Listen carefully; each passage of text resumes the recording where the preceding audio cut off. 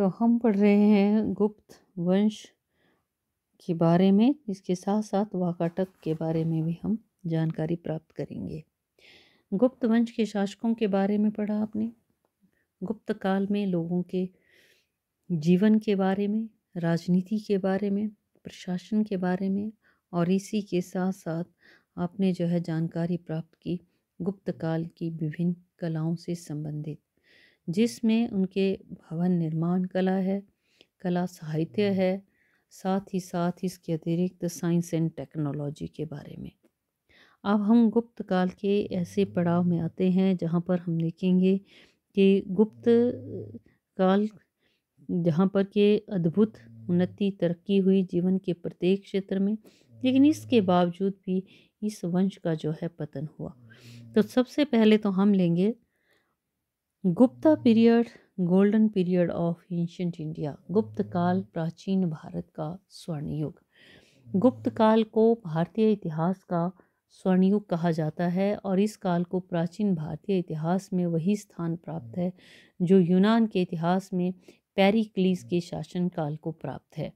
गुप्त काल में चंद्रगुप्त प्रथम, समुद्रगुप्त, चंद्रगुप्त, विक्रमादित्य, स्कंदगुप्त जैसे शासक गद्दी पर बैठे, जिन्होंने गुप्त साम्राज्य को विकास की ऊंचाइयों तक पहुंचाया और उनका साम्राज्य लगभग संपूर्ण भारत पर फैला हुआ था, जिसमें चारों ओर शांति ही शांति थी। कृषक और आम जनता जो थी खुशहाल थी। विदेशों से भारत के संबंध अच्छे थे। भारत ने राजनैतिक, सामाजिक, आर्थिक, धार्मिक तथा सांस्कृतिक क्षेत्र में अद्भुत उन्नति की, जिसके कारण गुप्त काल को प्राचीन भारत का स्वर्ण युग नाम दिया गया। तो इसी से संबंधित हम कुछ जो तथ्य हैं वो प्रस्तुत करेंगे या हम बातचीत करेंगे कि क्यों इस काल को प्राचीन भारत का स्वर्ण युग कहा जाता है। सबसे पहला कारण या सबसे पहला जो तथ्य है वो है विशाल साम्राज्य। गुप्त काल में आप ये देखें मैप में भी कितना विस्तृत और विशाल साम्राज्य था। गुप्त काल में जो गुप्त शासक थे उन्होंने एक विशाल साम्राज्य की स्थापना की। मौर्य साम्राज्य के पतन के पश्चात लगभग भारत 5 शताब्दियों तक छोटे छोटे स्वतंत्र राज्यों में विभाजित रहा। इसके कुछ प्रदेशों पर हिंद, बैक्ट्रियन, शक, कुषाण आदि विदेशी जातियों का शासन स्थापित था, लेकिन चंद्रगुप्त प्रथम, समुद्रगुप्त, चंद्रगुप्त, विक्रमादित्य जैसे शक्तिशाली शासकों ने इन छोटे छोटे राज्यों की स्वतंत्रता को समाप्त करके संपूर्ण भारत को एक सूत्र में बांध दिया। समुद्रगुप्त एक ऐसा शासक जिसने उत्तर भारत के 9 और दक्षिण के 12 राजाओं को पराजित किया। सीमांत प्रदेशों के जो राजा थे या जो जंगली जातियां थीं उनको भी उसने हराया।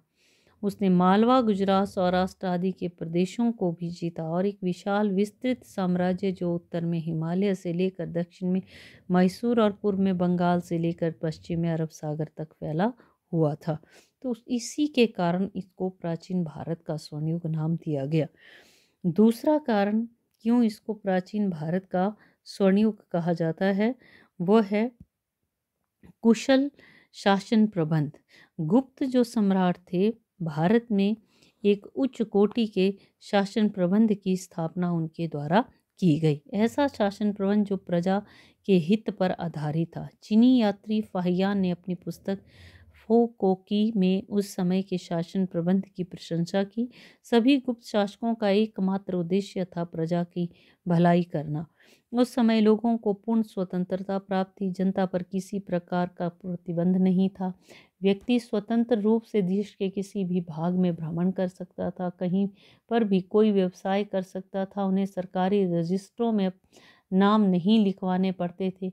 प्रशासन को कुशलता प्रदान करने के लिए गुप्त शासकों ने अपने साम्राज्य को अनेक इकाइयों जैसे केंद्रीय, प्रांतीय, जिला, स्थानीय प्रशासन में विभाजित किया। इन प्रशासनिक इकाइयों में योग्य तथा ईमानदार कर्मचारियों की नियुक्ति की और सबसे छोटी इकाई थी प्रशासन की गांव। गांव का मुखिया ग्रामीण राजा स्थानीय प्रशासन में किसी प्रकार का हस्तक्षेप नहीं करते थे। किसान खुशहाल थे। उनकी भलाई के लिए बहुत से काम किए गए। कुल उपज का 6वां हिस्सा भूमि कर के रूप में उनको जमा करवाना पड़ता था। और इसी के तहत विशेष तौर पर राजा निष्पक्ष न्याय करते थे, सड़कें सुरक्षित थी। तो इन सब के आधार पर इस काल को प्राचीन भारत का स्वर्णयुग नाम दिया गया है। वो गलत नहीं है, सही है। फिर है सामाजिक उन्नति। अब सोसाइटी की बात करें तो बहुत उन्नत समाज था। समाज परंपरागत आधार पर 4 वर्णों में बंटा था, वर्गों में बंटा था, ब्राह्मण, क्षत्रिय, वैश्य, शूद्र। इनके अलावा प्रत्येक जाति में अनेक उपजातियां भी थी। जाति प्रथा के नियम कठोर होते हुए लोग दूसरी जातियों से संपर्क रखते थे। कुषाण, हुण, शक, यवन आदि जातियों ने अपने यहाँ पर लोगों के से संबंध स्थापित किए। ये भारतीय समाज में पूरी तरह घुल मिल चुके थे। ऋग्वैदिक आर्यों की तरह इस समय भी लोग संयुक्त परिवार में रहते थे। परिवार के सभी सदस्य परिवार के मुखिया की आज्ञा का पालन करते थे। समाज में महिलाओं को, स्त्रियों को काफ़ी स्वतंत्रता और अधिकार प्रदान किए गए थे। गुप्त काल के दंडित ने लिखा था कि उस समय स्त्रियों को पुरुषों के समान अधिकार प्राप्त थे। समाज में पवित्र जीवन व्यतीत करने पर जोर दिया जाता था। फाहियान के अनुसार न तो कोई किसी जीव की हत्या करता है, न कोई मदिरा पान करता है, और न ही कोई मांस तथा प्याज लहसुन खाता है। चंडाल लोग पशु पक्षियों का शिकार करते हैं तथा मांस खाते हैं। समाज में चंडाल लोगों से घृणा की जाती थी। उनके घर शहर या गांव से बाहर हुआ करते थे। जब ये लोग शहर में आते थे तो ढोल या 2 लकड़ियों को आपस में बजाते थे ताकि दूसरे अन्य जो लोग हैं वो इनसे दूर हो जाएं और ये इनको न छुएं, अपवित्र न करें। तो इस तरह से समाज जो था एक उन्नत समाज था। फिर अगला, इसके पश्चात आर्थिक खुशहाली। आर्थिक संपन्नता जो है वो किसी भी देश, किसी भी काल के लिए एक बहुत बड़े उन्नति जो है मानी जाती है। तो उस समय के जो लोग थे आर्थिक तौर पर बहुत ही समृद्धशाली थे। लोगों का मुख्य व्यवसाय कृषि हल बैलों से की जाती थी। वर्ष में 2 फसलें बोई जाती थी। कृषि पूरी तरह वर्षा पर निर्भर थी। इसके बावजूद झरने, तालाब, कुएं, नदियाँ, झीलें आदि भी खेतों की सिंचाई की जाती थी। इससे सरकार किसानों की भलाई के लिए कार्य करती थी। गुप्त काल में स्कंदगुप्त ने सुदर्शन झील का फिर से निर्माण करवाया, जो कि चंद्रगुप्त मौर्य ने मौर्य काल में बनवाई थी। सरकार किसानों से कुल उपज का 6ठा भाग भूमि कर के रूप में लेती थी। कृषि के अतिरिक्त आयात निर्यात, वस्तुओं के उत्पादन पर जुर्माने, युद्ध में लूट के माल पर यहाँ से भी जो था टैक्स देना पड़ता था। राज्य को भारी मात्रा में आय प्राप्त होती थी। देश में आजीविका के पर्याप्त साधन थे। लोग विभिन्न व्यवसाय करते थे। कपड़ा, आभूषण, फर्नीचर, मिट्टी, धातुओं के बर्तन, खिलौने, बैलगाड़ियाँ, नावें इत्यादि वस्तुएं भारी मात्रा में बनाए जाते थे। इंद्रप्रस्थ, पेशावर, लाहौर, मथुरा, बनारस, उज्जैन, पाटलिपुत्र इत्यादि जो थे ये व्यापारिक केंद्र थे। और उस समय आंतरिक के साथ बाह्य व्यापार भी काफ़ी उन्नत था।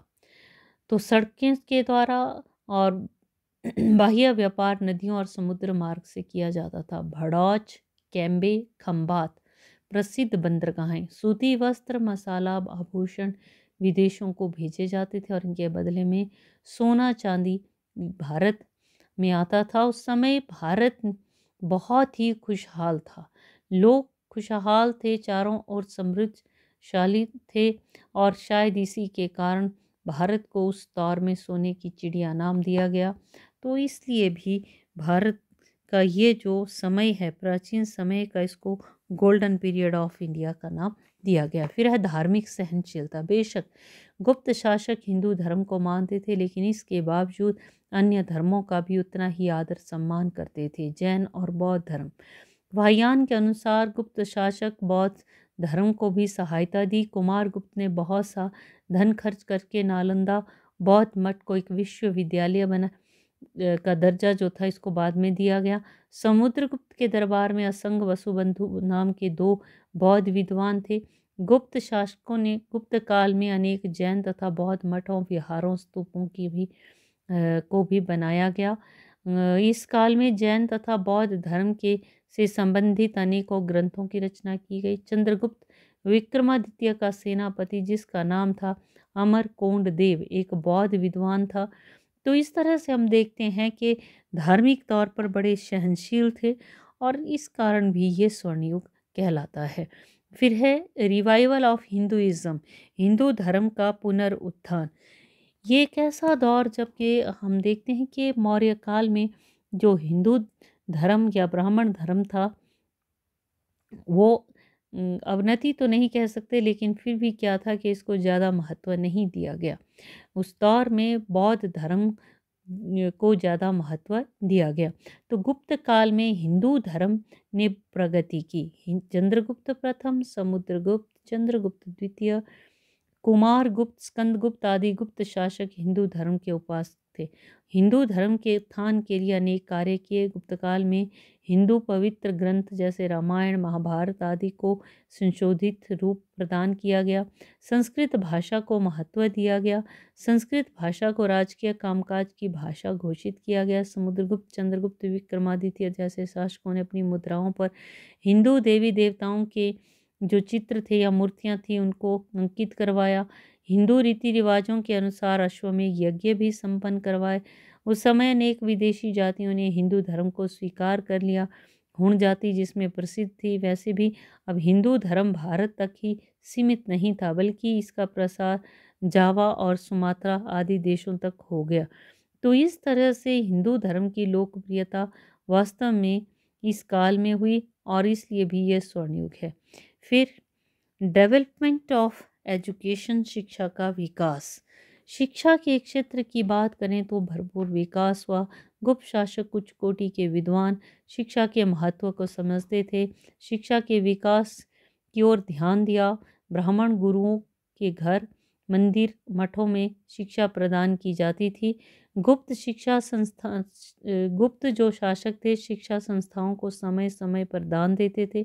उच्च शिक्षा विश्वविद्यालयों को दी जाती थी। नालंदा, वल्लभी उच्च शिक्षा के केंद्र थे और इसी के तहत भारत ही नहीं बल्कि बाहर से भी विद्यार्थी शिक्षा ग्रहण करने के लिए आते थे। उस समय गणित, इतिहास, गणित, राजनीति शास्त्र, विज्ञान, चिकित्सा शास्त्र, ज्योतिष विज्ञान, दर्शन शास्त्र, धर्म आदि की शिक्षा प्रदान की जाती थी। इसके अतिरिक्त व्यावसायिक प्रशिक्षण भी थे, केंद्र भी थे। तक्षशिला, पाटलिपुत्र, उज्जैन, मथुरा, सारनाथ आदि शिक्षा के प्रसिद्ध केंद्र माने जाते थे। तो इसके आधार पर भी ये गुप्त काल जो है स्वर्णयुग रहा है। फिर है डेवलपमेंट ऑफ लिटरेचर, साहित्य का विकास भरपूर हुआ। बहुत से विद्वान हुए। कालिदास, विशाखादत्त, इसके अतिरिक्त हरि सेन, शूद्रक, विष्णु शर्मा आदि। कालिदास जिनको के शेक्सपियर के माना जाता है विशेष तौर पर, उनको भारतीय जो है शेक्सपियर का नाम दिया गया। अभिज्ञान शकुंतलम, मेघदूतम, ऋतु रघुवंशम, ऋतु संहार, मालविका, अग्निमित्र,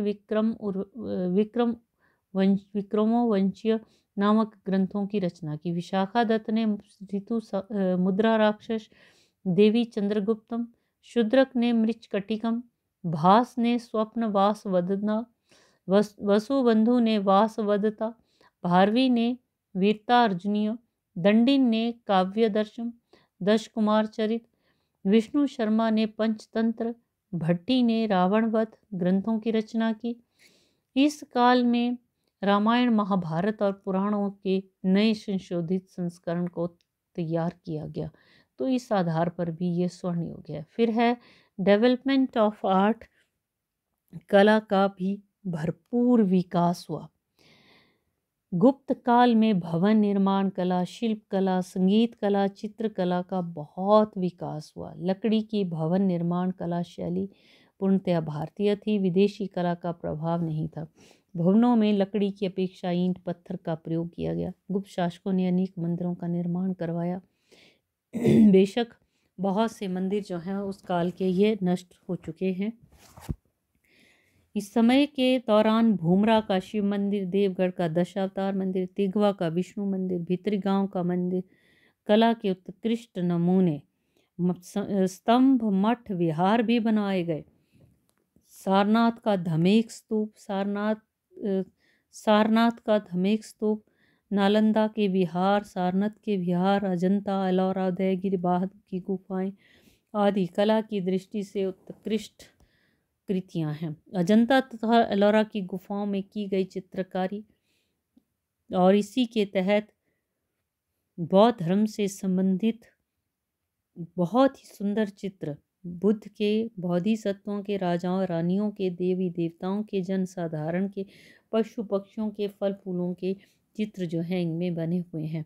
मूर्ति कला के क्षेत्र में भी बहुत विकास हुआ, चाहे बुद्ध की मूर्तियां हैं, महरौली का लौह स्तंभ आप देख लीजिए, नालंदा से प्राप्त बुद्ध की 7.5 फुट कांसे की मूर्ति, सोने चांदी तांबा इत्यादि के सिक्के, इसके अतिरिक्त आभूषण, इसके अतिरिक्त बुद्ध के अतिरिक्त शिव, विष्णु, सूर्यदेव, लक्ष्मी, पार्वती और अन्य देवी देवताओं की मूर्तियाँ, तो इसके आधार पर भी हम स्वर्ण युग इसको कह सकते हैं। फिर है विज्ञान तथा प्रौद्योगिकी का विकास, भरपूर जो है विकास हुआ इस क्षेत्र में। दशमलव पाई के सिद्धांतों की खोज की गई। इस काल में गणित, ज्योतिष, चिकित्सा शास्त्र की उन्नति हुई। आर्यभट्ट उस समय का प्रसिद्ध वैज्ञानिक, अंकगणित, बीजगणित, रेखा गणित, आर्यभट्टिया नामक पुस्तक लिखी। दशमलव और पाई सिद्धांत की खोज हुई। दूसरी पुस्तक सूर्य सिद्धांत, जिसमें चंद्र ग्रहण, सूर्य ग्रहण के कारणों का पता लगाया गया, लिखा गया। सिद्ध किया कि पृथ्वी गोल है और अपनी धुरी पर घूमती है। इसके अलावा उसने नक्षत्रों पर भी प्रकाश डाला। दूसरा वैज्ञानिक वराहमिहिर, पंच सिद्धांति का वृहत संहिता की रचना। ब्रह्मगुप्त ने न्यूटन से शताब्दियों पूर्व यह घोषणा की कि पृथ्वी अपने स्वभाव से प्रत्येक वस्तु को अपनी ओर आकर्षित करती है, यानी कि गुरुत्वाकर्षण का सिद्धांत दिया। इसके अलावा उस काल में रसायन, चिकित्सा, धातु विज्ञान की उन्नति हुई। वाघभट्ट उस समय का प्रसिद्ध चिकित्सक अष्टांग संग्रह नामक ग्रंथ की रचना की। विभिन्न बीमारियों और उनके निदान का वर्णन किया। इस युग में भवन निर्माण कला, धातु कला, शिल्प कला और अन्य कई तकनीकों का विकास हुआ। तो इस तरह से प्रौद्योगिकी के क्षेत्र में तो ये गुप्त काल का स्वर्ण युग है। और नेक्स्ट है भारतीय संस्कृति का विदेशों में प्रचार। सही बात है कि ये एक ऐसा काल कि भारतीय संस्कृति विदेशों तक इसका जो है प्रसार हुआ। बृहत्तर भारत, ग्रेटर इंडिया की नींव डाली गई। भारत से अनेक प्रचारक एवं व्यापारी जावा, सुमात्रा, बाली, बोर्नियो, चीन, अन्य एशियाई देशों में गए और वहाँ के लोगों में भारतीय संस्कृति का प्रचार किया। वहाँ के लोग भारतीय संस्कृति से प्रभावित हुए और इन देशों के लोग आज भी भारतीय संस्कृति की विशेषताओं को अपनाते हैं। तो ये बहुत गर्व की बात है। तो इन सब कारणों से गुप्त काल को प्राचीन भारत का स्वर्ण युग कहा जाता है। नेक्स्ट लेंगे अब हम गुप्त साम्राज्य का पतन। कोई भी सभ्यता, कोई भी संस्कृति, कोई भी वंश का काल कितना ही महान क्यों न हो, कितनी ही ऊंचाइयों पर क्यों न पहुंच जाए, लेकिन एक समय ऐसा आता है कि उसका जो पतन है वो होना शुरू हो जाता है। गुप्त काल बेशक प्राचीन भारत का स्वर्ण युग रहा, लेकिन इसी के साथ साथ इस वंश का भी, इस काल का भी धीरे धीरे पतन हुआ, अंत हुआ। तो श्री गुप्त ने भारत में गुप्त वंश की स्थापना की। समुद्रगुप्त, चंद्रगुप्त, विक्रमादित्य जैसे सम्राटों ने गुप्त साम्राज्य को विशालता प्रदान की। स्कंदगुप्त के काल तक गुप्त साम्राज्य प्रत्येक क्षेत्र में विकास की ओर अग्रसर रहा। गुप्त काल में भारत ने प्रत्येक क्षेत्र में उन्नति की कि इस काल को इतिहासकारों ने स्वर्ण युग का नाम दिया। लेकिन स्कंदगुप्त की मृत्यु के पश्चात गुप्त साम्राज्य की शांति तथा स्थायित्व पर काले बादल मंडराने लगे। गुप्त शासकों की निर्बलता को देखकर उन्होंने भारत पर आक्रमण कर दिए। विशाल गुप्त साम्राज्य कुछ ही दिनों में क्या हुआ कि पतन के कगार पर खड़ा हो गया और बाद में पूरी तरह से इसका पतन हो गया। तो सबसे पहला कारण साम्राज्य का विशाल होना। विशाल साम्राज्य, गुप्त साम्राज्य अत्यधिक विस्तृत था। समुद्रगुप्त, चंद्रगुप्त, विक्रमादित्य ने अपनी सैनिक शक्ति के बल पर इसको विस्तृत किया था। ये हिमालय पर्वत से लेकर दक्षिण में नर्मदा नदी तक, पूर्व में बंगाल से लेकर पश्चिम में अरब सागर तक फैला था। इन शासकों के समय तक तो बात ठीक थी, लेकिन स्कंदगुप्त के पश्चात कोई भी गुप्त शासक इतना जो था ये शक्तिशाली नहीं रहा जो कि नियंत्रण स्थापित रख सकता था विशाल साम्राज्य पर, और इसलिए इसका गुप्त साम्राज्य का पतन हुआ। दूसरा है निर्बल उत्तराधिकारी। स्कंदगुप्त की मृत्यु के पश्चात सभी उत्तराधिकारी निर्बल साबित हुए। पुरुगुप्त कुमार गुप्त को छोड़कर कोई भी गुप्त शासक प्रतिभाशाली नहीं हुआ। इन राजाओं में चंद्रगुप्त, विक्रमादित्य, समुद्रगुप्त जैसे सैनिक और प्रशासनिक योग्यताएं नहीं थी। इसका परिणाम ये निकला कि विशाल साम्राज्य का संचालन नहीं ये कर पाए, और इसलिए इस वंश का जो है, इस काल का जो है, यह साम्राज्य का पतन हुआ। फिर है आंतरिक संघर्ष। आंतरिक जो संघर्ष हैं ये भी इसके पतन के लिए एक बहुत बड़ा कारण माने जाते हैं। ये माना जाता है कि राजा की मृत्यु के पश्चात गद्दी प्राप्त करने के लिए राजकुमारों में संघर्ष हुआ। चंद्रगुप्त विक्रमादित्य ने गद्दी पाने के लिए रामगुप्त भाई था उसका बड़ा, उसका वध किया। अपनी भाभी से विवाह करके स्वयं को भारत का राजा घोषित किया। कुमारगुप्त की मृत्यु के पश्चात स्कंदगुप्त को भी गद्दी के लिए घटोत्कच और पुरुगुप्त आदि से युद्ध करना पड़ा। राज परिवार के आंतरिक कलह से गुप्त साम्राज्य की प्रतिष्ठा दांव पर लग गई, और विशेष तौर पर साथ ही साथ हम देखते हैं कि एक ही समय में राजाओं ने अलग अलग 2 राजधानियों से भी शासन किया। गुप्त शासकों की इस प्रवृत्ति से गुप्त साम्राज्य का पतन हुआ। फिर चौथा है प्रांतीय शासकों में या प्रांतों में प्रांतीय शासकों का विद्रोह। प्रांतीय जो शासक थे उन्होंने भी स्वतंत्रता के लिए विद्रोह कर दिए। गुप्त शासक उन सरदारों की